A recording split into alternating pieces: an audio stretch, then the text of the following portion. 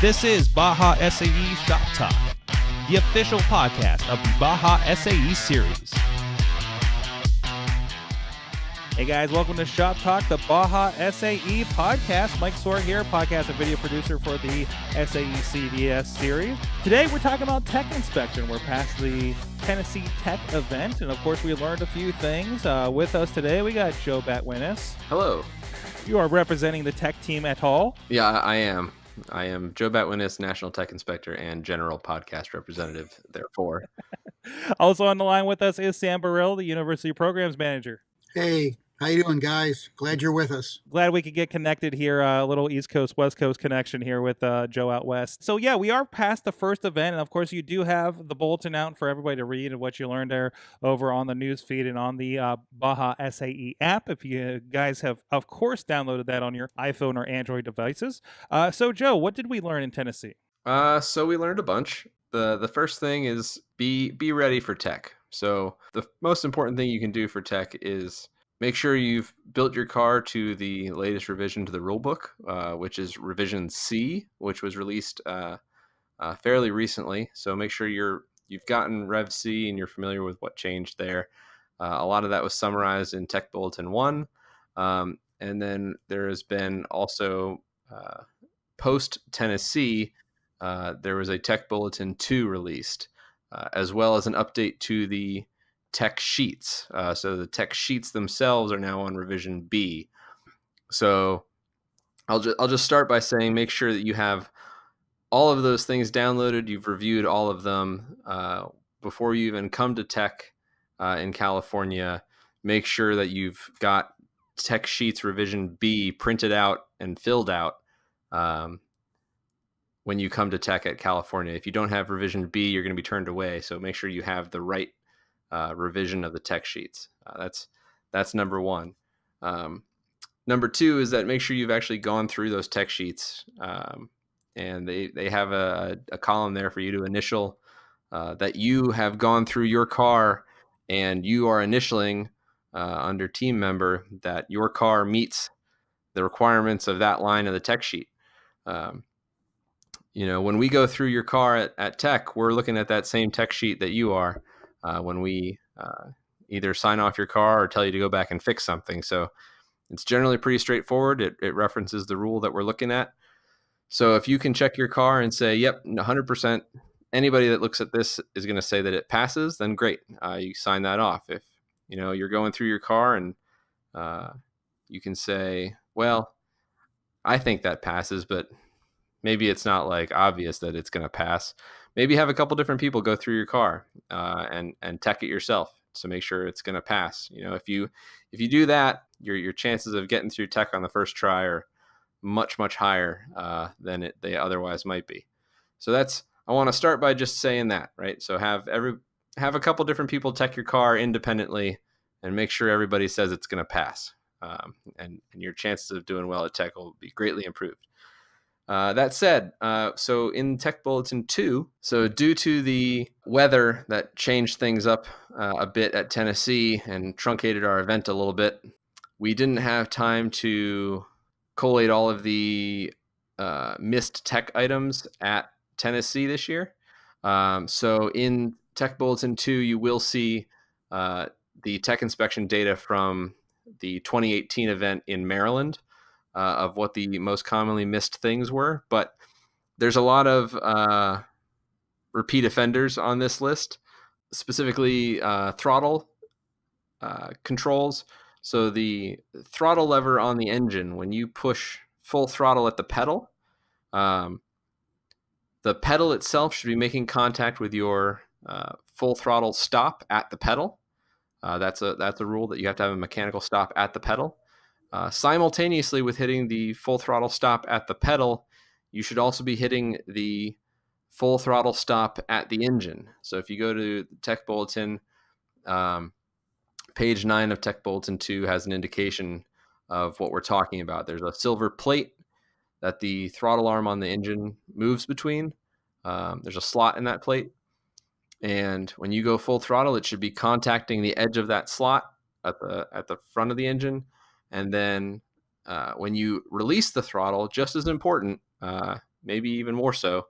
When you release that throttle, that arm needs to come all the way back to idle, 100, just all the way back to 0% throttle at idle. So if you're not making fully 0% idle and fully 100% full throttle, you're not going to get through tech. That is maybe the biggest thing we check in tech, especially for final tech. We're pretty big sticklers on that item in particular. So that's, we basically want to make sure that your car is able to achieve both of those things. Your throttle has the full range of motion because it has to come all the way back to idle for safety. And if it can achieve the full range, we know that you're not just going to adjust it to idle and not make full throttle. And then once you leave tech, you're going to adjust it to get full throttle, but not come all the way back to idle, so that when you get stuck, your engine's sitting there churning away at 25% and is a safety hazard. So that's a big one. Some other things we noticed in tech. Let's see, kill switches this year. We introduced a rule to make sure that the cockpit kill switch is located on the sim on the driver's left-hand side.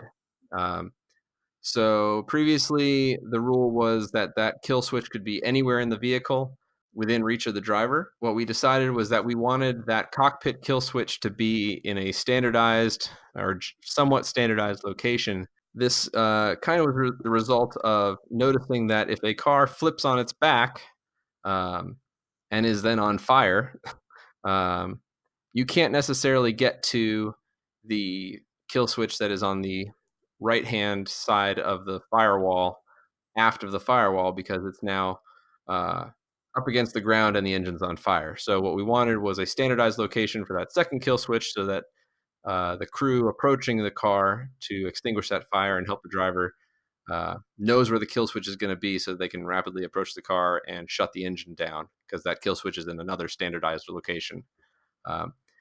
With that, however, we did notice that sometimes teams were locating that kill switch in a location that a fully belted in driver with arm restraints is not actually able to easily actuate that kill switch. So it does need to be on the driver's left-hand side. It does need to be on the sim, but it also needs to be within easy reach of the driver so that they are able to kill the engine while fully belted in with arm restraints.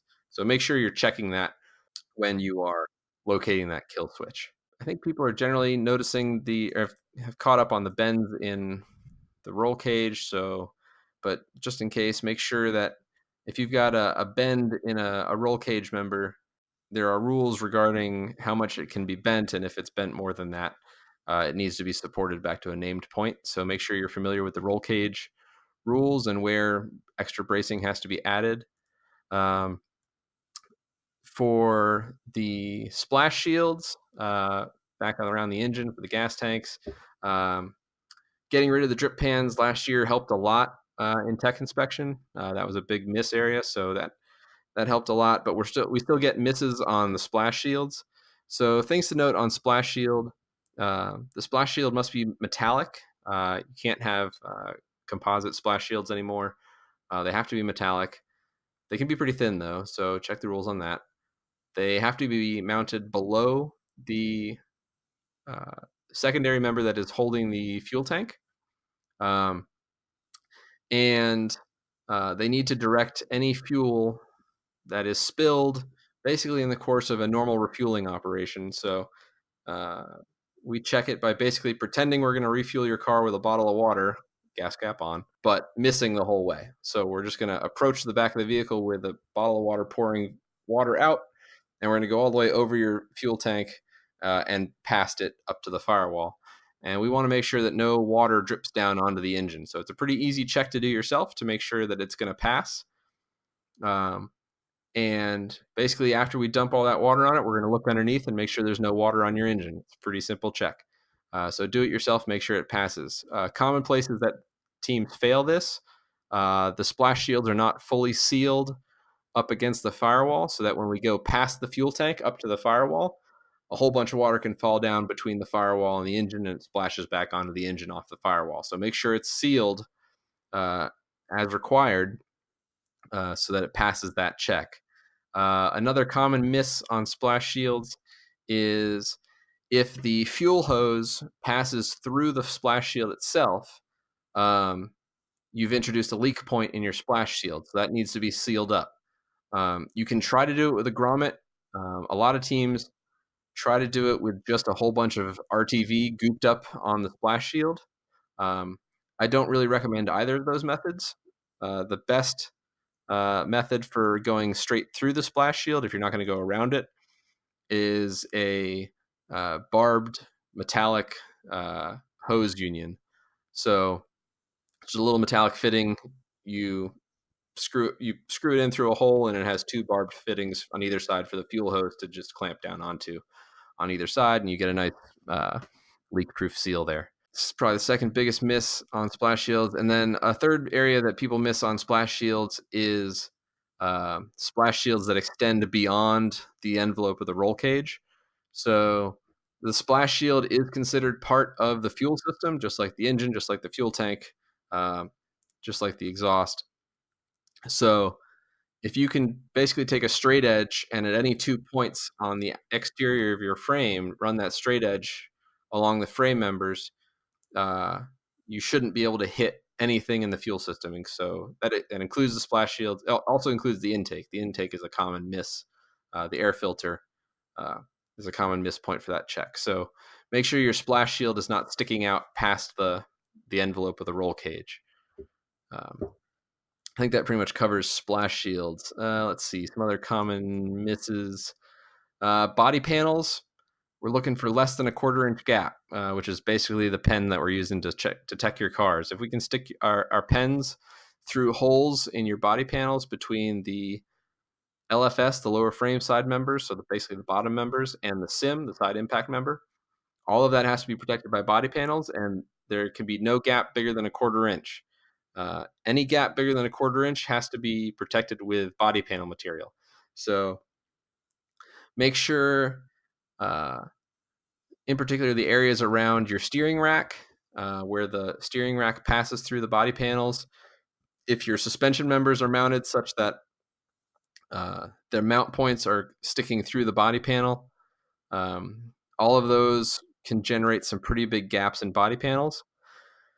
So if you're doing that, make sure you're patching those gaps with body panel material so that they're all nice and sealed up. So we don't want sticks and rocks coming up through the bodywork and hitting the driver. Tape is not sufficient for any gap bigger than a 1/4 inch. Similarly, body panels that are attached with crappy fasteners. So things like zip ties and Velcro are specifically prohibited in the rules. However, we've seen some teams starting to go towards really cheap plastic rivets. We had one team in Tennessee this year who was using these really cheap plastic rivets to hold their body panels on. And when they went to do their driver evac test, the driver basically kicked straight through the body panel and busted like 5 or 6 of them in one shot.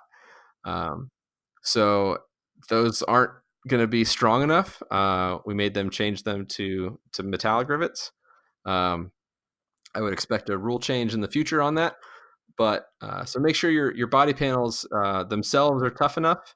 If they're made of a weak material that we can poke a pen through fairly easily, that means a stick can go through it fairly easily. So the body panel material itself has to be fairly strong. And to go along with the body panel material itself, the attachment mechanism has to be strong enough to hold those body panels on against impacts that they might see. So those are 2 things to pay attention to there. Brake line routing has gotten better, but we do still see a couple bad cars every year. So on your front brake lines, basically make sure that you're routing those brake lines behind your front A-arm whenever possible, and that they're not being pinched or kinked when you turn the wheel left or right to the full extent. Sometimes they'll be routed such that when you turn the wheel all the way one direction, the brake line on that side will get crimped down and pinched so that basically it'll make your brake ineffective. So make sure that's not happening. We'll be checking that in final tech. Those are some of the big misses in tech itself. All of those can be mitigated by just really being diligent about teching your car yourself ahead of time. Don't just sign off that tech sheet uh, without really reading it. Make sure you're actually reading through every line and teching the car accurately to that line, and try to be as objective as possible. Obviously, it's your car. It's competition's coming up. You just threw the car back together. I've been there. Trust me, I know. I've built a car in the parking lot of competition at the hotel at 4 a.m. So I've been in that scenario. I know what it can be like, but wherever, if as much as possible, try to run through that tech sheet before you come to tech yourself, and you'll be better off for it. Joe, if I'm not mistaken, there is a column for the team to go through it themselves, correct? Correct. Yeah. So that's what I'm saying when I say go through Yeah. the tech sheet yourself. Don't just pencil whip that column. Make sure you're actually going through and reading that column. And when you initial it, make sure you're initialing it because it's correct, not just because you need the tech sheet initialed when you come to us. Because when we fail you for it, it's fairly reasonable to say you signed this off. Why'd you sign it off? Because it's clearly wrong, right? So make sure you've read through it. And just a couple of quick notes. Uh, all the SAE students, I believe, get the SAE student magazine Momentum. Uh, Last year and in the latest issue, there is a very nice one-page tech inspection article written by the National Tech Inspectors, and basically they are true and false comments in regards to tech inspection. It's a great article to go over so that you're aware of what these guys are doing and how long they've been doing it, and what they not necessarily look for, but some of the falsehoods that perceive during these events. The other article that was written a while back, it was basically what Joe is just describing. You want to plan and be prepared ahead of coming into the competition. The more you do at your facility, the less you do on site, and the better you are to answer questions when the tech inspectors ask you why you did this, or hey, this isn't, or what was your intent on this, and certainly those things will go a long way to help you walk out of that tech inspection area with a happy face. Yeah, for sure. And a couple final things I wanted to hit on. The other big change we made this year was vehicle numbers. And so we got Tennessee was our first, basically our first data set of the new rules with the new vehicle numbers. And we got a lot of good data out of that. And Tech Bulletin 2 is full of the good, the bad, and the ugly of Tennessee tech numbers. So be sure to take a look at that to see examples of what to do and what not to do. Basically, for 2019, we really tightened down on what you're allowed to do for vehicle numbering, because in years past, it's been so open that it generates numbers that are basically illegible at any distance when the vehicles are going by, and that makes life hard for Black Flag. It makes life hard for manual lap counters. It makes life hard for towing. So what we did was we standardized the vehicle numbering. All vehicle numbers must be a minimum of 6 inches tall. You can only use one of two fonts, either Century Gothic Bold, which is a built-in font to Microsoft Office products, or you can use Highway Gothic, not bold, just Highway Gothic regular, which is a font you can download for free. It's the font that's used on all highway signs in the United States. It's a very legible font, which is why we wanted to use it. So you have to use one of those two fonts. Hand-cut numbers of your own design are not going to be accepted. Numbers that are laser cut or something, or 3D printed in a font other than those two, are not going to be accepted, even if they're very, very clear and legible. The numbers themselves have to be a single color. You can't have some kind of design going on the number themselves. And the background has to be a single color. So, don't put your numbers on a camouflaged background because we're not going to be able to read them. And make sure that the background color highly contrasts with the numbers themselves, right? So if you put blue numbers on a black background, they're very hard to read. Also, the background has to extend at least an inch around the numbers in all directions. The numbers themselves have to have an inch of spacing between them. So the kerning between the numbers has to be at least an inch. And the numbers have to be basically horizontal with respect to gravity. So you can't put your numbers at some crazy angle to follow your body panel.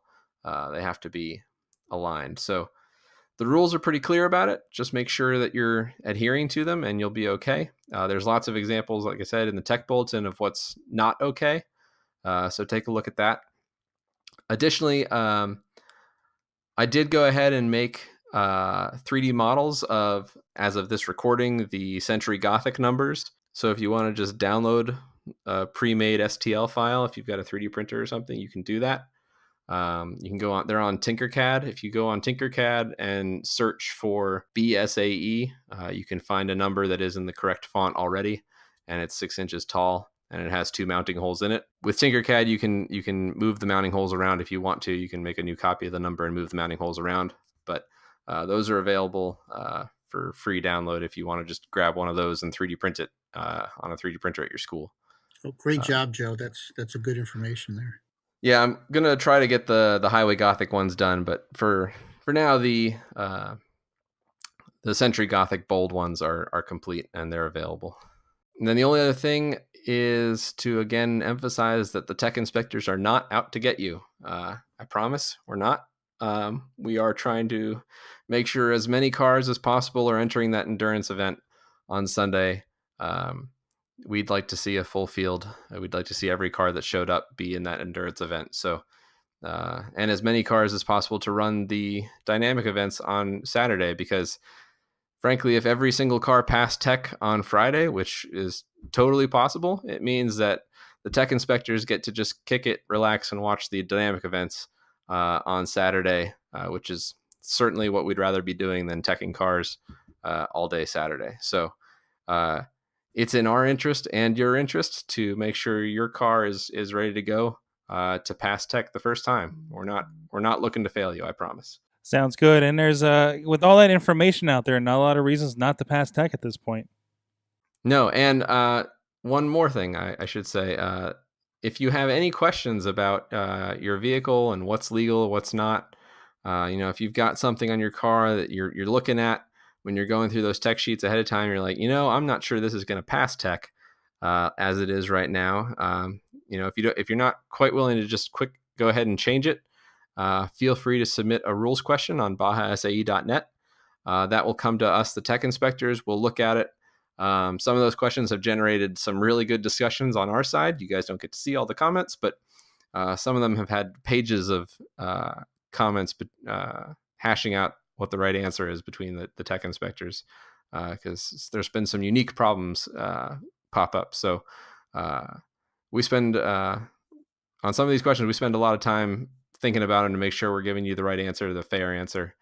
And then making sure that come the event that we are enforcing our answers fairly and fairly across all the vehicles. So take advantage of that resource to get your questions answered before the event, so that when you come to the event, you just pass tech on the first try. And that's a great point, Joe. On site, you'll hear me, and if you've been to a competition, if not, you're going to hear it when we're in California. These volunteers, and I'm going to stress the word volunteers, spend hours and hours and days going through not only the rules that you send in, but all the planning that takes place so that they can come on site and be ready to inspect your car. I know that since I get all the emails back and forth, these guys are working late into the night, early in the morning, before their job, on the weekends, making sure that they answer all your questions. And it's certainly something to take advantage of. And Joe, if I'm not mistaken, as a helpful hint, do you not ask the teams to print out the response just in case there's any discrepancies on site?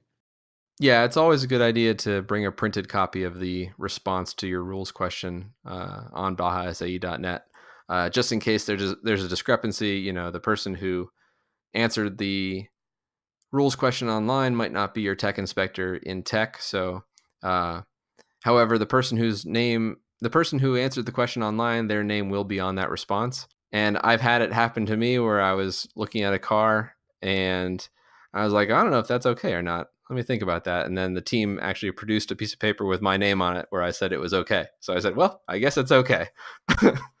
So yeah, definitely, it's a good idea to bring that printed out answer along with you to tech inspection, along with all the other required documents. Well, we got all the details. We're heading into Baja California and, of course, Baja Rochester, and I'm sure we'll learn a few more things in California as people start to apply these. Yeah, and I'll bump on one more time on this episode of the podcast. For California, the spark arrestor is required. So you can refer to Tech Bulletin 2. It has the details on that. But basically, the one that came with your engine is acceptable for that. But you will not pass Briggs or Tech without a spark arrestor installed for Baja SAE California. The same does not apply for Rochester, just California. Yep. Special circumstance out there. I think it's not quite as dry as it used to be, but still a concern up there in that area. Yeah, it actually rained today. That was weird. Wow. Well, Joe, thanks again for joining us here and making the connection so we can learn a little bit more so everybody so that everybody is better informed for the upcoming events. Absolutely. Looking forward to it. All right. And Sam, thanks for connecting too. No problem, guys. Be safe on your travels, and we'll see you out there in Gorman. Thanks for listening to Baja SAE Shop Talk. As always, we want to hear from you, so email bajasae@sae.org. The show notes for this episode, as well as all others, can be found at www.bajasae.net/podcast. Stay safe, and we'll catch you next episode.